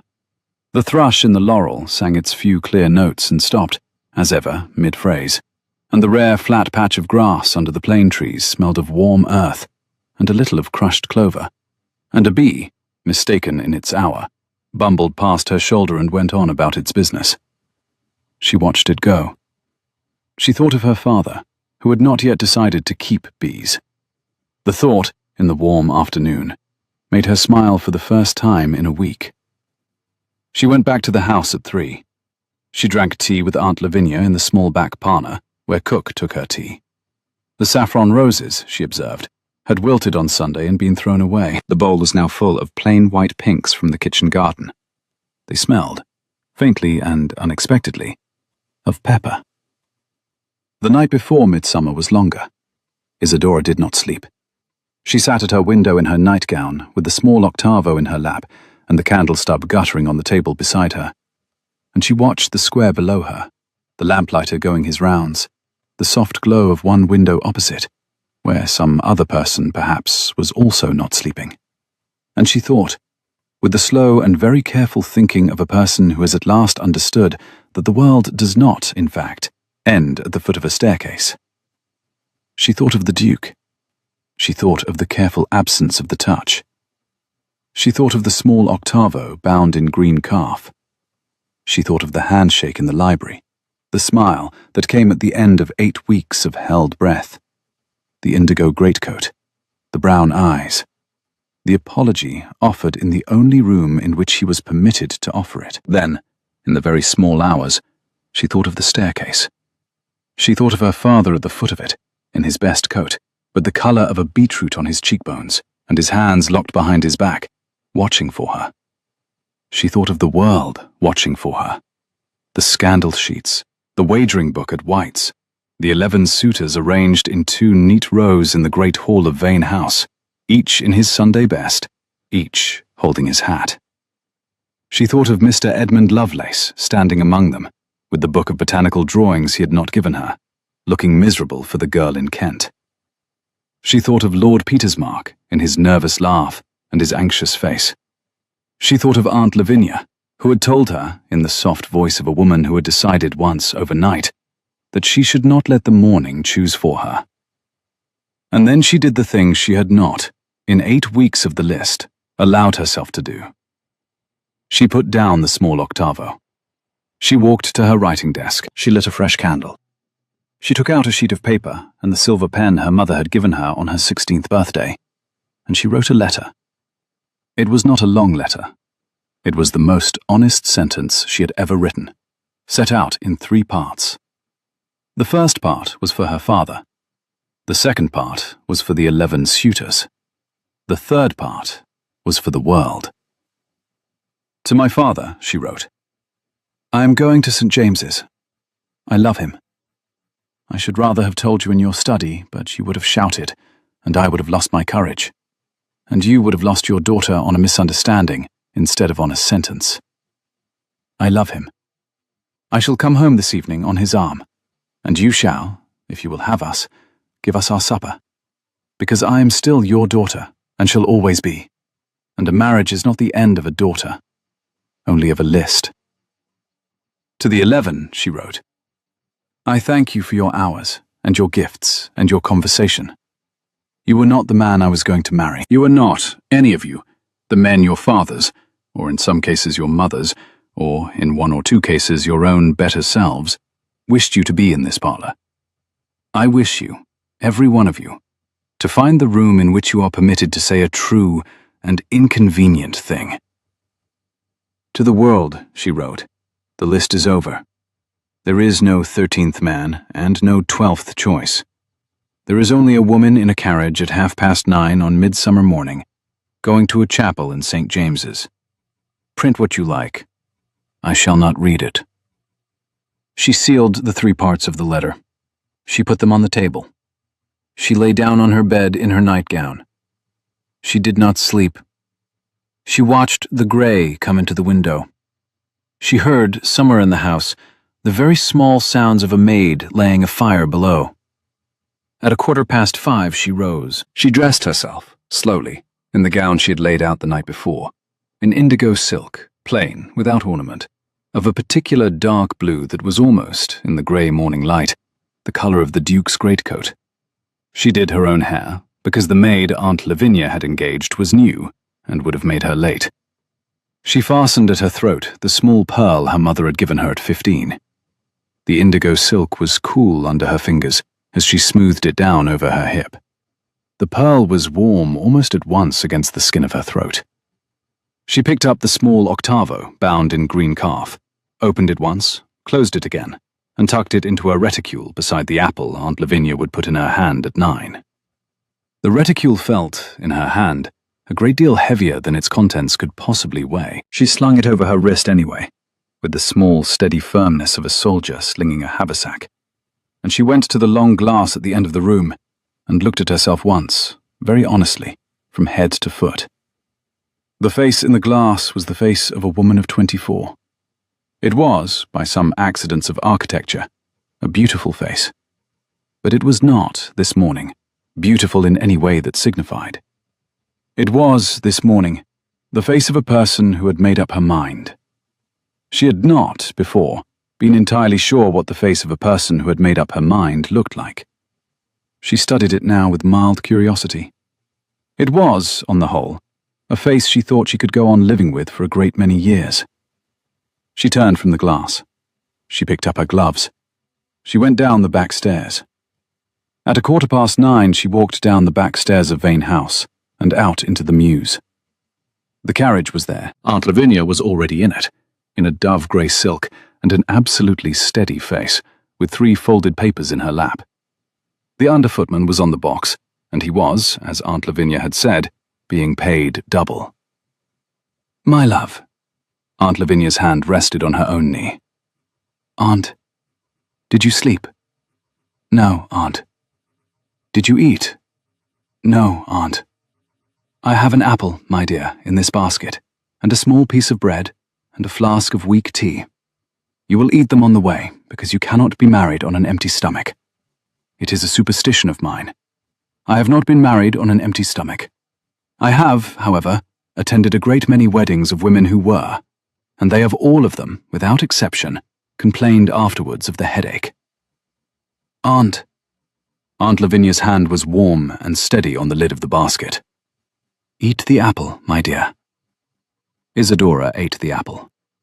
The carriage rolled out of the mews. The morning was warm and clear. The sun fell on the rooftops of the square. In a window across the street, a maid was opening a curtain. The under-footman flicked the reins. The horses stepped out. At the corner of the square, a boy was already running with the first of the day's sheets in his hand, calling them by the headline. But Isadora did not hear what the headline was, because at that moment, Aunt Lavinia took her hand and held it very tightly, and said, with her eyes fixed straight ahead on the back of the under-footman's coat, "He will be there, my love. He will be there." She did not weep. She held her face quite steady, by the smallest fraction of an inch. "He has had the discipline not to slam a door for 8 weeks. He will, this morning, open one." The carriage turned out of the square into the avenue, and the wheels rang on the cobbles, and the morning of midsummer was very bright. The chapel at St. James's stood square and pale at the end of a short, cobbled street. The morning sun was already strong on its yellow stone. A wagon was being unloaded at the door of a baker's shop opposite, and the smell of warm crust came soft along the pavement. And a small, thin cat sat in the gutter, washing its paws with great deliberation. And a single late lamp at the far corner of the street had not yet been put out by the lamplighter. He was there. He stood at the chapel door at St. James's at 9:30 precisely, in a dark coat that was not, today, indigo, but was an unembarrassed deep peacock blue, with a white cravat, with his brown hair brushed back and his brown eyes very steady. And the moment the carriage came round the corner of the street, he stepped down from the chapel step and walked across the cobbles to the carriage door and opened it himself, before the under-footman could even reach for the reins. "Isadora." "Adrian." His brown eyes had gone bright with something he was not, this morning, troubling to conceal. "You came." She held his gaze without difficulty. "I said I would." "Yes," he said, and his voice was a little unsteady. "You said you would." He handed her down. He handed Aunt Lavinia down. On neither occasion did he hold the hand a moment longer than the gesture required. The discipline was, by now, a habit. The habit was a kindness. The curate was waiting. He was a thin young man with kind eyes and a slightly anxious smile, and he had, the Duke explained on the chapel step, been very quietly engaged a week before by a letter from a stone house in Derbyshire, which had asked, with great politeness, whether he would be free at 9:30 on the morning of midsummer to perform a marriage by special license for a bride who might or might not appear, and would, in either case, be paid for his time. The curate had agreed. The curate had spent, by his own confession on the step, the worst 3 nights of his life waiting for the morning. The chapel was almost empty. A verger in a corner, a single old woman in a pew at the back, with a basket on her knee and her bonnet pulled forward, who had come, by the look of her, to escape from a husband she did not entirely like. Aunt Lavinia, in dove grey, took her place at the front of the side pew. The Duke took Isadora's hand. The curate opened the book. The chapel was cool and very quiet. The smell of old stone and old wood and a faint sweetness of beeswax hung in the air. The high windows were full of bright June sky. A bar of warm sun fell across the floor at the foot of the altar steps. The curate's white surplice was very clean. His hands on the book trembled once, and were steady. Isadora stood at the foot of the altar steps in her plain indigo silk, with the small pearl at her throat. Her husband-to-be stood beside her in his peacock blue coat, with his brown hair brushed back and his brown eyes very steady. The bar of warm sun caught the gilt of the cross on the altar, and the soft, worn gilt of the cross was, for a moment, almost too bright to look at. It was a very short service. The Duke had given a great deal of thought, on the morning, to the question of the vow. He had decided, in the carriage on the way to the chapel, that he would say it in the plainest possible way, in the plainest possible voice, because the vow was the thing for which all the previous discipline had been the rehearsal. He said it now, with his brown eyes on Isadora's grey ones, with his fingers steady on hers, with no flourish and no ornament. He said her name. He said his own. He said the words. He said them, the curate later told Aunt Lavinia at the small breakfast that followed, like a man who had been waiting a very long time to be permitted to say them aloud. Isadora said her vow with the same plainness. Her voice was quiet. It did not break. The pearl at her throat caught the light from the high window. The peacock blue silk of the Duke's coat was a particular bright spot at the edge of her vision. The careful absence of the touch was over. His hand was warm and quite steady. Her hand was warm and quite steady. They held each other lightly, because they were going to hold each other for, with luck, a great many years. And there was no need, this morning, to grip. The curate pronounced them man and wife. The verger, in the corner, allowed himself a small private smile. The old woman in the back pew, who had come to escape from a husband, lifted her chin and dabbed once at the corner of her eye with the edge of her shawl. Aunt Lavinia, in dove grey, sat very still, with her hands folded in her lap, and looked at the gold cross above the altar, as though it had personally arranged the morning for her benefit. Outside the high window, a sparrow was singing on a slate, and a barrow was rattling somewhere in the next street, and the small bell at the top of the chapel tower stirred once in the warm air, and was silent. The Duke chose, in the chapel, not to kiss her. He had decided, on the morning, that the chapel was not the room for it, because there was a verger, and an old woman, and an aunt, and a curate, and the room for a first kiss was, in his opinion, a room in which the only persons present were the persons who were doing the kissing. He led her instead, by the hand, down the short aisle, and out of the chapel door, and onto the chapel step in the morning sun of midsummer. He stopped on the step. He turned her, very gently, to face him. He looked at her for a moment, as though to be quite sure she was real. Then he bent his head, in the bright, open morning, on the chapel step at St. James's, in full view of the verger and the old woman, and Aunt Lavinia and the curate, and the underfootman, and a small boy with a newspaper who happened, at that moment, to be passing. And he kissed her, very softly, on the corner of her mouth. And he straightened, and he said, in the voice she had heard for the first time 3 months before, in the back of a library on Cavendish Square, "Mrs. Ashbourne, welcome to the rest of it." The small boy with the newspaper stopped in the street. He stared. He had been carrying, on his arm, a stack of the day's sheets, freshly printed. The headline across the top of every one of them was, "The 12 suitors gather. Miss Vane to choose at noon." He looked at the chapel step. He looked at the headline. He looked at the chapel step again. His mouth opened. he shut it. He turned, with the unerring instinct of his trade, and ran, very fast, back the way he had come, with the stack of headlines under his arm, and a much better one in his head. The Duke laughed. "There," he said. "That is the front page for tomorrow." "And the day after?"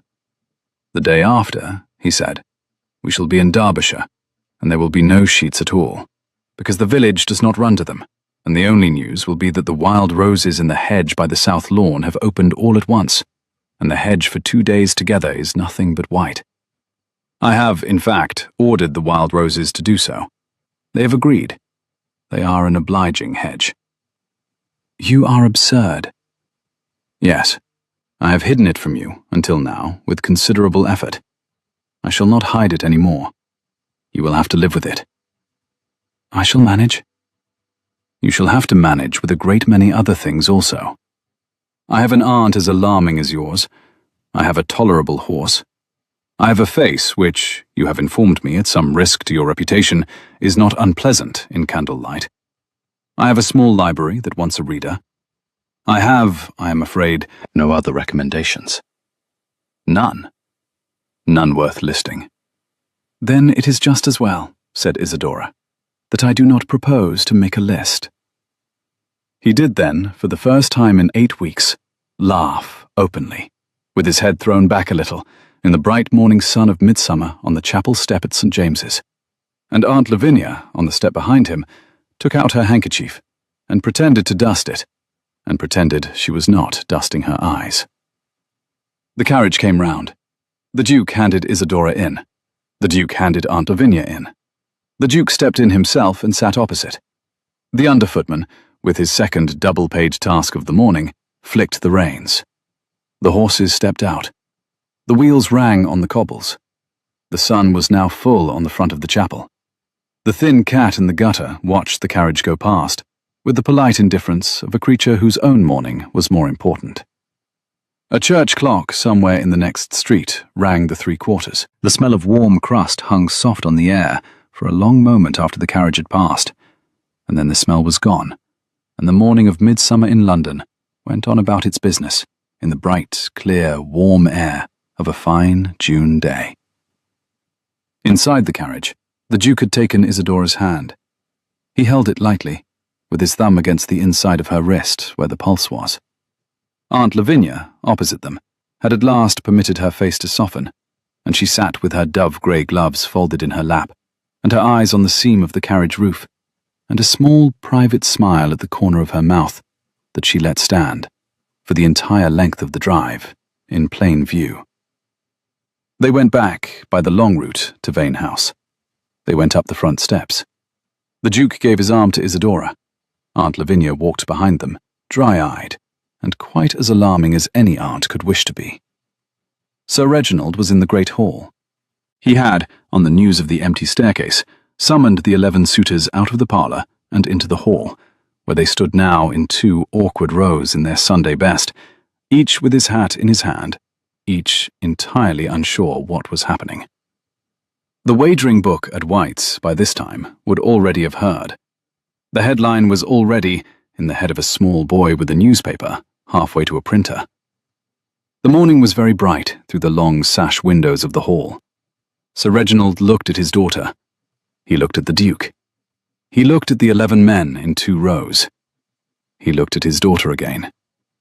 He drew, very slowly, the breath of a man who has just understood, after 8 weeks of small misunderstandings, the only true sentence he had ever needed to know about his own child. He walked the length of the hall. He stopped in front of the Duke. He held out his hand. "Your Grace." "Sir Reginald." Their hands met above the polished wood of the hall table. They shook hands. It was a plain handshake, like a tradesman closing a bargain. Sir Reginald held it perhaps a heartbeat longer than was necessary, and the Duke held the gaze for that exact heartbeat. Then Sir Reginald turned to the 2 rows of 11 men, and he said, in a voice that was almost, but not entirely, steady, "Gentlemen, I have in this matter behaved as a fool. I had set out a list.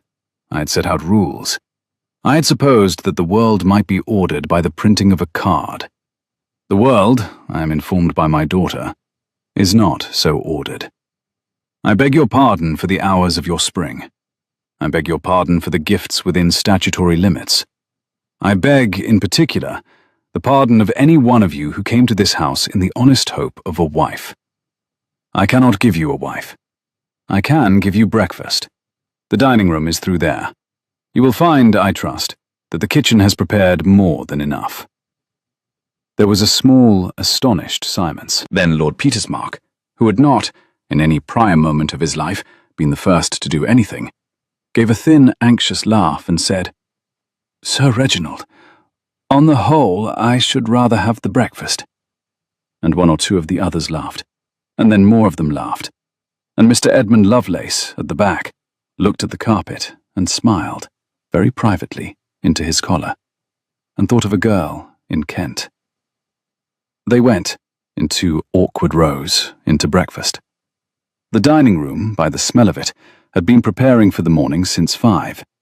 Kippers, kidneys, devilled eggs, a great cold ham on the sideboard, a tower of warm rolls, an absurd silver dish of strawberries with white sugar, a stoneware jug of cream, the colour of clotted ivory.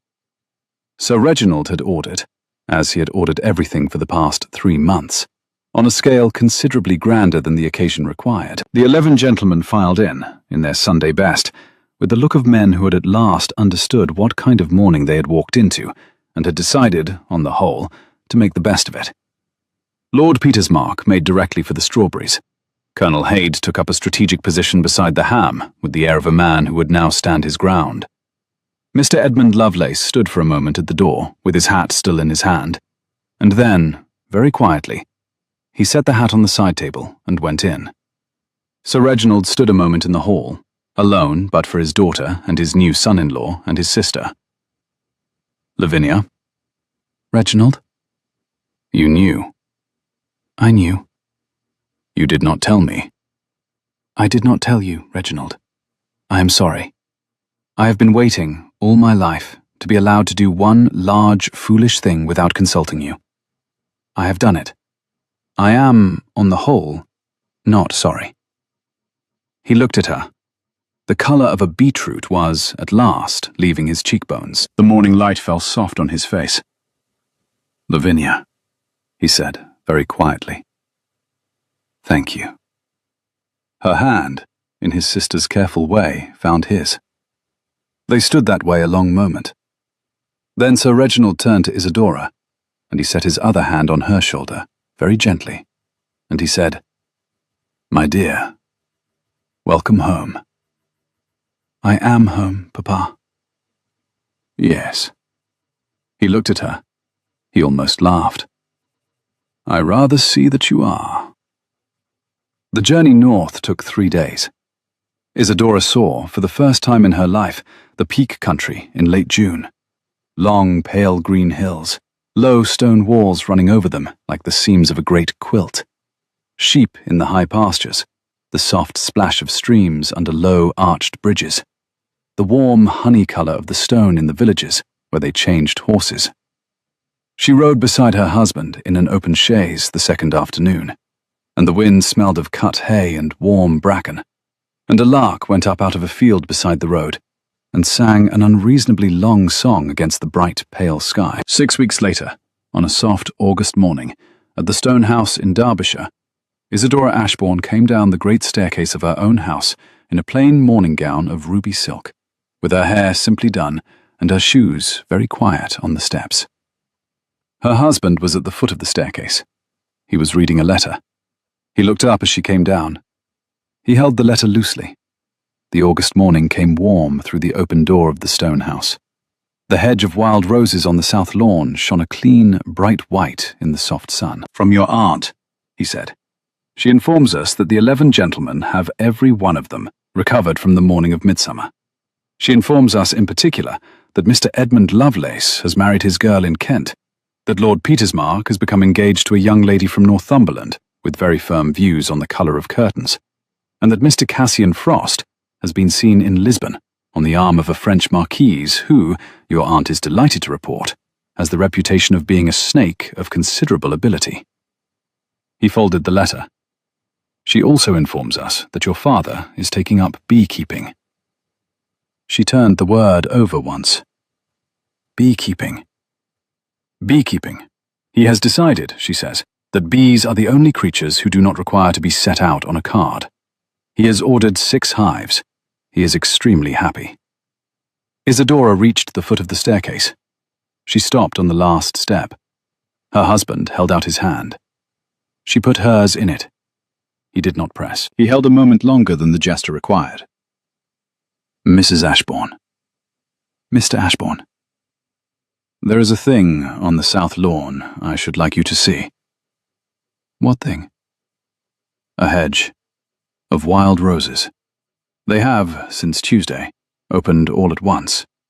The hedge, for 2 days together, is going to be nothing but white. I had given orders. They have complied. They are an obliging hedge. The morning sun came soft through the open door of the stone house. You are still absurd. Yes, I shall be absurd, my love, every morning for the rest of our lives. On this staircase, and on every other staircase we shall come down together. You may, if you like, set it down on a card. You may print it in any sheet you choose. There will be no 12. There will be no 13th. There will be no rules. There will only be a hedge of wild roses in Derbyshire on a Tuesday in August, and a stone house, and a small library that has, at last, found its reader, and a man on a staircase who has been waiting since October to take his wife by the hand and walk her out into the morning. She laughed. It was a quiet laugh in the soft August morning, in her own house, on her own staircase, and it was the most honest sound she had made in 9 months. Then take me out into the morning, Adrian. He took her by the hand. He walked her down the last step. He opened the door of the stone house onto the wide green lawn. The hedge along the southern boundary was, as he had promised, opening into white. The wild roses moved a little in the August breeze. A bee, perhaps in a year or two one of her father's, having travelled north out of curiosity, bumbled past her ear and went on about its business. And Isadora Ashbourne stepped out into the bright morning on the arm of the Duke who had refused her father's list. And the hedge, on cue, was nothing in the whole length of it but white.